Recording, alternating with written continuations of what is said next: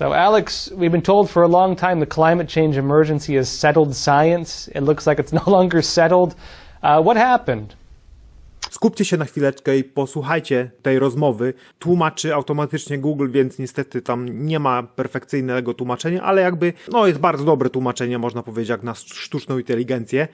Zwróćcie uwagę na fakt, że metody, które używa system względem naukowców, którzy podważają tą narrację klimatyczną, obnażają kłamstwo, którym jesteśmy zalewani przez różne media. To są dokładnie te same metody, które były stosowane względem na przykład naukowców, lekarzy, którzy sprzeciwiali się narracji podczas wojny z niewidzialnym wrogiem.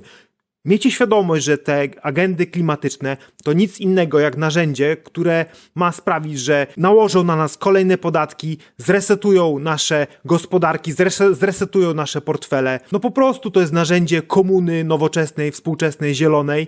Już w tej chwili komuna nie jest na czerwoność, nie ubiera, tylko macha zielonymi flagami i ubiera się w tęczowe spodenki. Także miejcie świadomość, że cała ta agenda ma tylko i wyłącznie sprawić, że będziemy biedni, będziemy pozbawieni chociażby pojazdów spalinowych na rzecz pojazdów elektrycznych, które napędzane są prądem, który wyprodukowany jest głównie w elektrowniach węglowych. To są po prostu agendy nowej komuny, nowego faszyzmu połączonego właśnie z nową komuną. Mafia globalistów nie ma hamulców.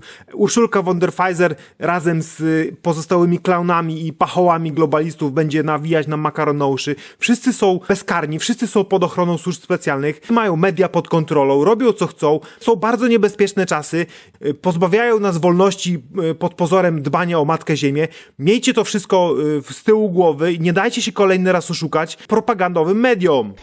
Well, there's a series of 3 new peer-reviewed papers published in major prestigious scientific journals just over the last month or so. And taken together, they completely undermine the alleged scientific consensus on man-made global warming.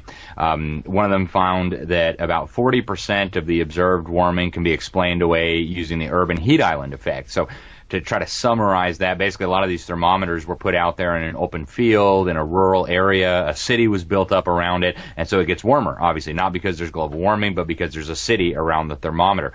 The rest of the warming, they found, can be easily explained using changes in solar activity that NASA has been tracking meticulously for many decades.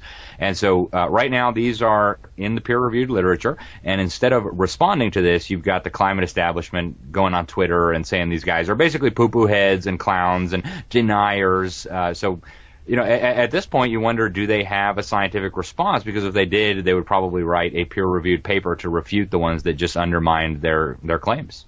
Well, how did they get them in? It's hard to get a peer-reviewed paper when it comes to these topics.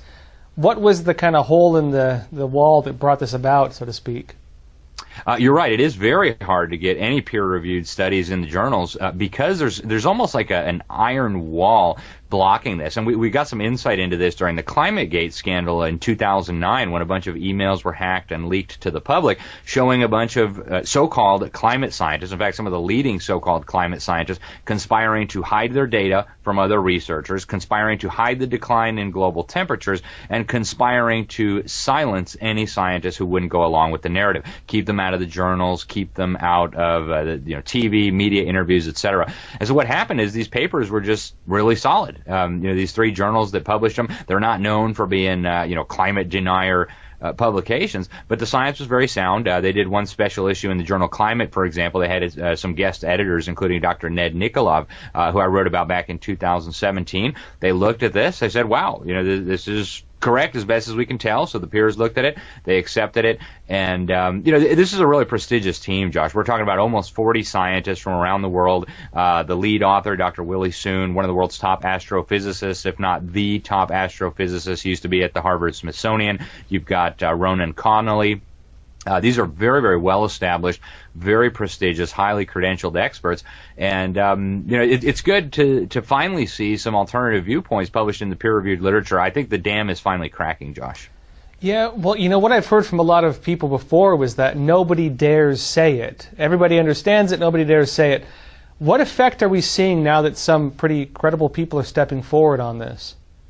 That's exactly right. And I reached out to a lot of scientists for my article in the Epoch Times about this, and over again, I kept saying, I'd love to comment, but I can't because my funding is going to be jeopardized, my grant's going to be jeopardized. If I get associated with saying that these papers are important, I'm going to be, labeled, and I won't be able to participate anymore in scientific debates. So there's still a very real sense that that's going on. But when you look at the scientists behind these papers, for example, Dr. Willie Soon, these are people who've now moved away from the major institutions. Dr. Willie Soon ended his time at Harvard-Smithsonian last year, and they're now working independently. So they have an organization called CERIS.